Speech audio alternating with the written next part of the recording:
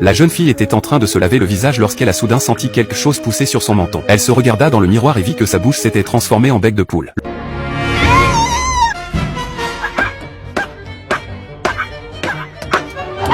Lorsqu'elle est sortie de la maison, elle était passée d'un enfant à une vieille poule. La famille de la jeune fille ne l'a pas reconnue. Ils l'ont gardée dans un enclos avec d'autres poules. Elle est devenue comme ça parce qu'elle a fait quelque chose qu'aucun enfant ne devrait jamais faire. Prendre des bonbons à une sorcière. Bientôt, un demi-siècle s'est écoulé et l'on pensait que les sorcières avaient disparu. Mais un jour, Jerry, un garçon qui faisait des courses avec sa grand-mère, tomba sur une femme étrange derrière une étagère. Elle avait une capuche sur le visage et de longs gants aux mains.